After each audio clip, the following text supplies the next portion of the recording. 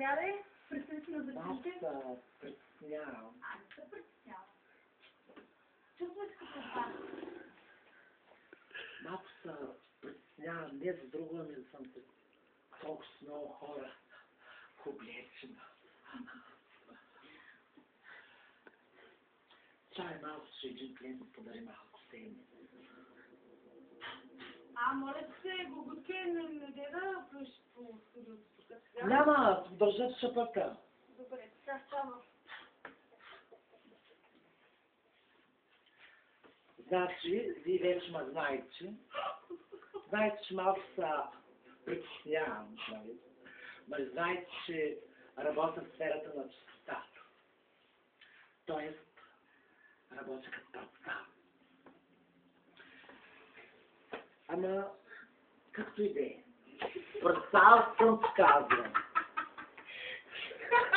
Значи, направо че казвам, парцал съм от всякъде. Ама като и да е, дошла съм да ви разкажа как прикарах с 12 февруари. Да ви кажа, парцал съм. Късът кинер направо беше цяла вечер като на погребение, навсякъде свещи и цяла вечер ме правиха да умиргам. Душата ми взе. Както и да е, иначе, по принцип, вечерта започна като течи Валентин, обаче свърши като стрихом зарезан. Що? Защото първо ме обичаха, после ме зарязаха като предцал. Аз нищо, какво да им кажа. То с пълна уста можеш да кажеш нещо? Нищо. Бъкел. Мълча като пукал. Аз иначе много обичам 13 февруари. Да го бъркам с 1 май. Деня на труда.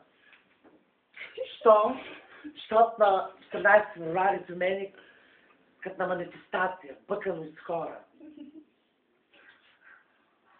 Направо, че казвам, скъсвам са ми нервите. Морски възъл ги правят да издържат. Ма, както и да е. Както и да е. Малко се притеснявам, ама ще ви разкажа. Един клиент дойде при мен и ми вика: Гуте, много съм доволен от теб. Какво искаш да ти подаря за 14 февруари? Аз искам, малко се притеснявам, да искам да ми подариш гърди. И верно, още на следващия ден ми подари гърди. Пушени. 11 лева и 20 стинки кило. Оживях ми. Един пък друг клиент, специално за празника, ми подари домашни любимци. Срамни въшки. Ма аз не се притеснявам. Що?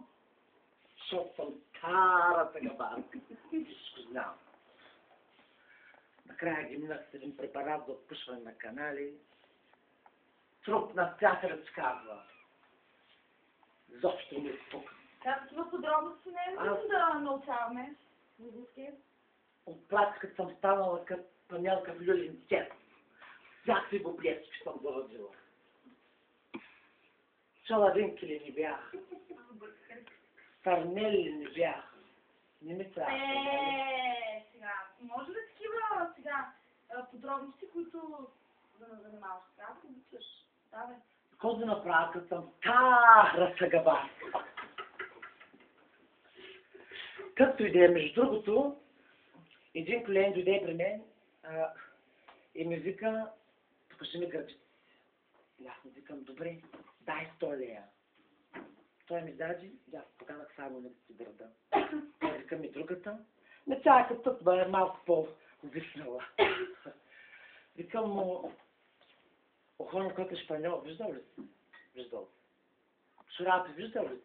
Виждал. Не такива, аз стана и така.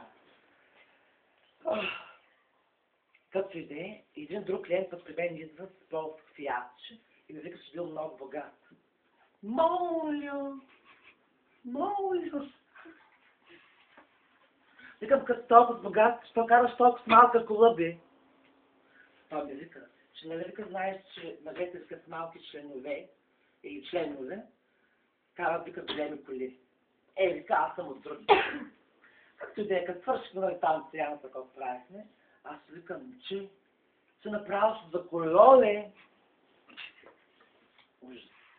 Направо, казвам, като и да е, не всички клиенти бяха така, нали, добри към мен. Имаше един, вика, Гудке, разбираме сега, нали, нямам преда да ти плата.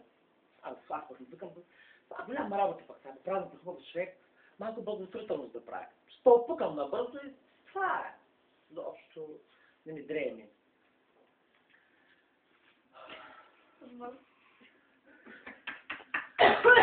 Иде. Една път моя приятелка, скара много интересна празника, отива при един стар клиент, че му вика, абе, че помниш откъде взех презервативите последния път? Той вика, помня, не помня. Не даде синто и дете за рекламация. Както иде, продължава напред, една друга приятелка ми вика, Гуте, вика, аз много добре скарах, вика, моя 80 годишна дядка, вика, ме закара и една седмица, вика, на Бахамите и правихме секс почти всеки ден. Вика, моля, как викам така почти всеки ден? Тя и тъй вика, почти в понеделник, почти във вторник, почти в сряда и тъй. Благодаря ти, Гудке. Това за мен е. За тебе много лесно. За тебе. Анчи много я. Анчи много я. Прегледи се. Малко са, чай се оправя малко. Къде е съседката? Малко са предполагам, мама съм настинала тези дни. Имам малко... Малко са предполагам, аз ще го кажа. Баксони.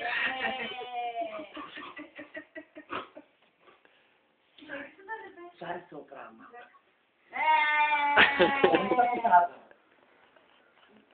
Еми, какво да направя? Не съм искала. Не съм искала да се направя. Я? То Вазелин за мен ли? Ми сигурно не знам. Защото нямаме такива. Знаеш ли как ти Вазелин на турски? Не да казваш. Не, аз ще кажа. Прахат мислен. Браво да пи. Няма да спират видеото вече.